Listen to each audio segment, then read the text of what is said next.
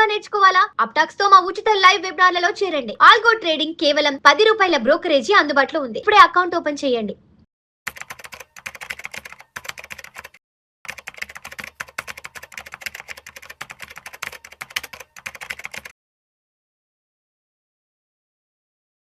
అనిల్ గారు నమస్తే సార్. నమస్తే విష్ణు గారు. అనిల్ గారు, బంగారం వెండి ధరలు భారీగానే మార్పులు వచ్చినట్టున్నాయి. బంగారం వెండి ధరలు కూడా బాగానే తగ్గాయమనిపిస్తుంది. ప్రపంచవ్యాప్తంగా, భారతదేశం వ్యాప్తంగా ఎన్ని రకాల అనిశ్చితులు నడుస్తున్నా కూడా బంగారం వెండి ధరలు అయితే మాత్రం కొంచెం బాగానే తగ్గాయనిపిస్తుంది. 24 క్యారెట్స్ 10 గ్రామ్స్ 1,52,300 ఉంది.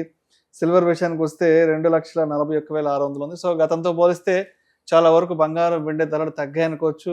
ఎందుకంటారు ఇంత అనిశ్చిత పరిస్థితులు నడుస్తున్నా కూడా బంగారం వెండి ధరలు బాగానే తగ్గాయి అసలు? సో ఒక ఇంపార్టెంట్ థింగ్ ఏంటంటే, మనం చూసుకుంటే బంగారం ఇవాళ కూడా ఒక 2% తగ్గింది. వెండి కూడా తగ్గింది. 2,50,000 కన్నా కిందికి వచ్చేసింది వెండి. బంగారం కూడా 1,50,000 కిందికి వచ్చేసింది. ఒక్క జూన్ నెలలో అంటే ఈ 10 రోజుల్లోనే బంగారం ₹5,300 తగ్గింది. 1,55,000 నుంచి 1,49,000 సంథింగ్.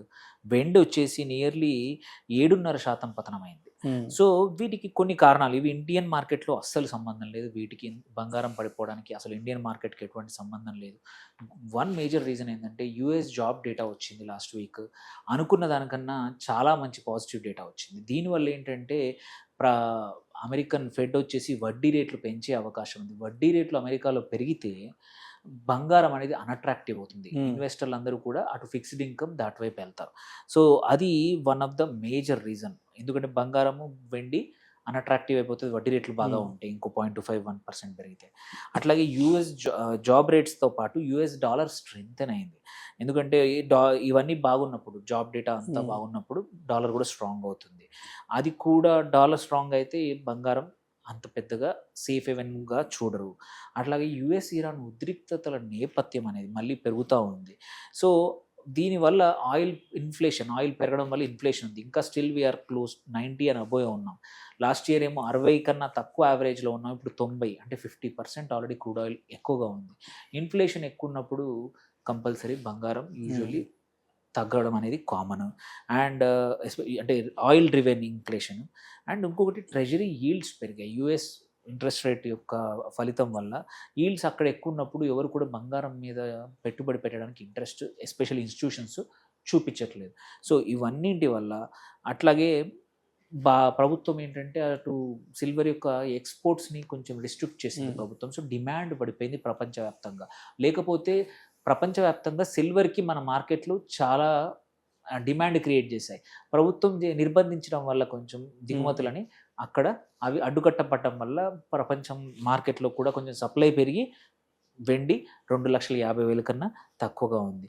అండ్ ప్రభుత్వం కూడా ఏంటంటే తీసుకున్న చర్యలు, మాట్లాడిన మాటల వల్ల కూడా కొంచెం డిమాండ్ అనేది ఇండియన్ మార్కెట్లో కూడా డిమాండ్ తక్కువ ఉంది.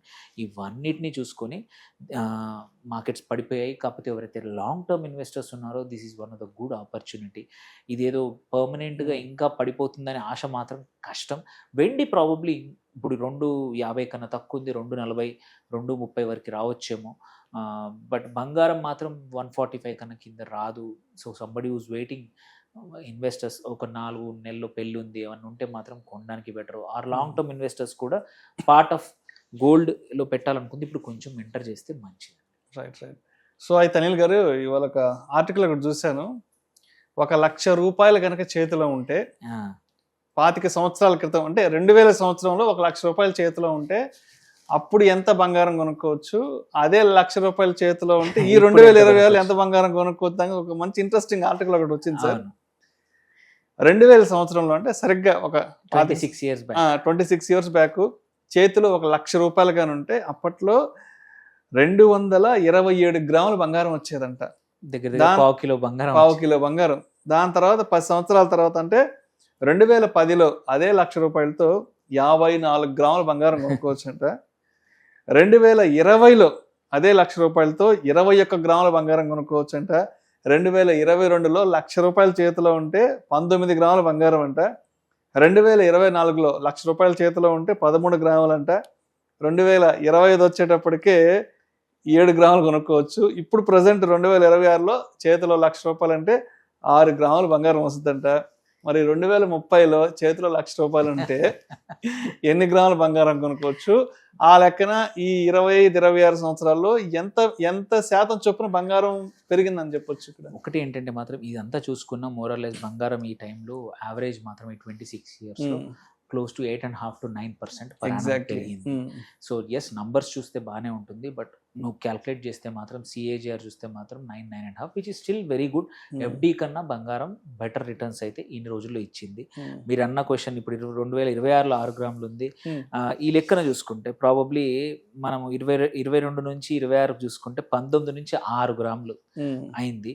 సో ప్రాబ్లం 30లో ఇదే రేట్లో కొనసాగితే మాత్రం 6 గ్రాముల నుంచి 2 గ్రాములు అవుతుంది. 2 గ్రాములు అంటే 5 లక్షల వరకు కూడా బంగారం తులం అవుతుందా, 10 గ్రామ్స్ అవుతుందా అంటే ఇదే రకంగా పెరిగితే. ఈ లెక్కన బట్ చూస్తే ఇంత కాకపోయినా more or less I think ఇక్కడ నుంచి 3 గ్రాములు అంటే డబుల్ అయ్యే అవకాశం మాత్రం ఇంకో నెక్స్ట్ 5 ఇయర్స్లో అయితే ఉంది. సో చూస్తే నాకే సర్ప్రైజ్ ఉంది, ఎందుకంటే 2008లో నాకు గుర్తుంది 7,500 8,500 నా పెళ్ళి ఎప్పుడు నేను తీసుకున్నట్టు గుర్తుంది. సో ఆ లెక్కన మనము బంగారం ఇదే రేట్లో పెరిగితే మాత్రం కంపల్సరీ 6 గ్రాముల నుంచి 1,00,000కి ఇంకా తక్కువకు వెళ్ళే అవకాశం అయితే కనబడతా ఉంది. సో ఎవరైనా సరే ఇన్వెస్ట్ చేయాలనుకున్న కొంచెం పోర్షన్, ఒక 10% పోర్షన్ గోల్డ్లో ఇన్వెస్ట్ చేయాలి అనే దానికి రీజనింగ్ ఈ డేటా కనబడుతుంది. అంటే ఇంతకు మించి డిలే చేసామంటే ఒక 3-4 ఏళ్ల తర్వాత ₹1,00,000 క్యాష్ తీసుకెళ్ళామంటే ఏ బాబు లక్షకి ఏం రాదు బయటకు వెళ్ళి బాబు అంటారు. అంటే యాక్చువల్లీ ఇట్స్ ఏంటంటే ఎక్కువగా బుర్ర ఉపయోగించకుండా కూడా నువ్వు నీ వెల్త్ ఎలా పెంచాలనేది బంగారంలో ఇన్వెస్ట్ చేసిన వాళ్ళు అప్పుడు కొనుంటే, అప్పుడు ఒక 5 లక్షలు ఉంటుంటే ఇవాళ నీకు కిలో పైన బంగారము. సో దాని వాల్యూ ఎక్కడో ఉంది. అంటే ఎటువంటి పని చేయకుండా కూడా బంగారం అనేది ఇంత రేటు పెరుగుతూ ఉంది. సో అందుకే అది డంబు మెటల్ అంటారు కొద్దిమంది, కానీ కాదు, it is very clever investment. ఇన్ని రోజుల్లో 9.5% కన్సిస్టెంట్లీ పెరిగింది. అండ్ అవసరానికి ఉపయోగపడే లిక్విడిటీ ఉన్న యాసెట్ కూడా ఎప్పుడంటే అప్పుడు మార్కెట్లో అమ్మేసుకొని 4 డబ్బులు సంపాదించుకునే అవకాశం ఉంది. కాబట్టి I think gold out of fashion అంటారు, కాదు, gold is always in fashion. Invest చేయొచ్చు. కాకపోతే ఏంటంటే మొత్తం కాకుండా ఒక డీసెంట్ ఒక 8 to 10% నీ పోర్ట్ఫోలియోలో గోల్డ్ ఉంచుకోవడం ఆల్వేస్ మంచిది. లిక్విడిటీ కోసమే కానీ, హెడ్జ్ లాగా కానీ, ఇన్ఫ్లేషన్ హెడ్జ్ కానీ కనబడతా ఉంది. ఎందుకంటే ఇన్ఫ్లేషన్ 5-6% ఉంది, ఇది 9% పెరిగిందంటే ఇన్ఫ్లేషన్ని బీట్ చేయగలిగింది. సో FDs కన్నా కూడా గోల్డ్ బెటర్ అని ఈ డేటా అయితే ప్రూవ్ చేస్తుంది. Right sir. Thank you so much Anil garu. Thank you.